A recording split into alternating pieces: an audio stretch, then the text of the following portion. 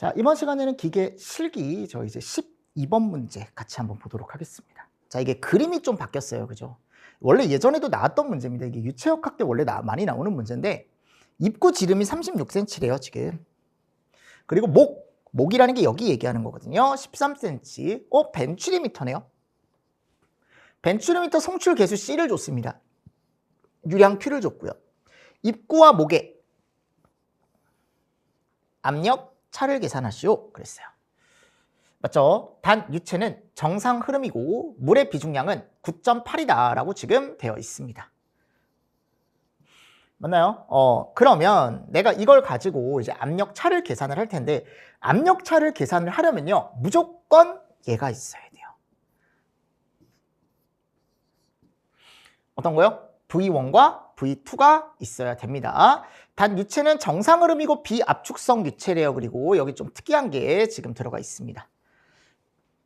맞습니까? 자, 그럼 이거는 베르누이 방정식을 기본적으로 생각을 해주시면 돼요. 왜냐하면 얘가 베르누이 방정식에 대한 기본 조건이죠.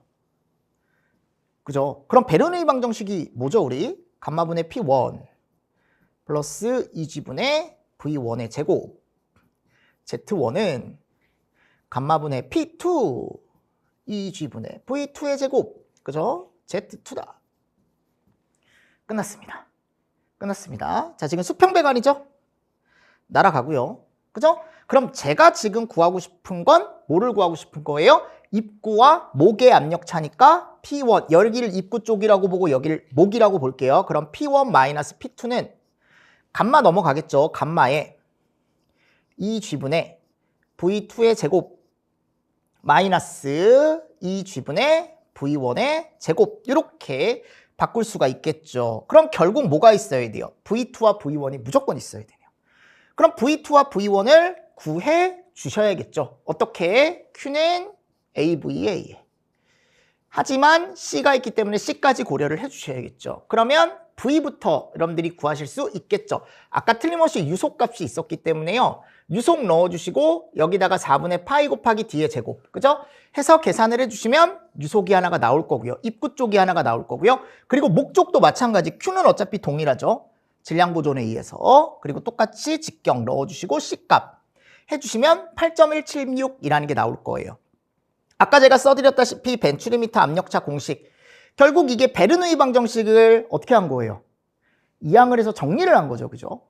맞습니까? 이 베르누이를 우리가 사용을 할 때 에너지 보존 법칙이다라고 해가지고 정상 흐름 비압축성 유체 이런 말이 있으면 우리 베르누이 그냥 그대로 갖다 쓰시면 됩니다. 그래서 어차피 얘는 킬로파스칼로 구하는 거니까 9.8 넣어주시고요. 유속은 각자 한번 구해보십시오. 어렵지 않죠? 조심하실 게 유량만 조심하시면 돼요. 얘가 단위가 되어 있으니까요. 얘를 세크당으로 바꿔주셔야 될 거 아니에요. 그죠? 그럼 얘를 세크당으로 바꾸려면 60으로 나눠주셔야 되는 거죠. 그래서 여기 60으로 나눠준 거예요. C값 꼭 해주셔야 되고요. 그리고 직경은 미터로 다 바꿔서 계산을 해주셔야겠죠. 그럼 얘를 대입을 하는 거죠. 그대로. 대입을 해서 감마값 9.8 아까 문제에서 줬습니다. 물의 비중량 그렇게 써라 라고 줬고 2G분의 V2의 제곱이니까 8.176의 제곱 마이너스 1.066의 제곱 그죠? 이렇게 해서 계산기를 눌러주시면요 충분히 구할 수 있는 32.86이라는 값이 나올 거예요. 이게 몇 점짜리 문제입니까? 5점짜리 문제입니다. 그죠?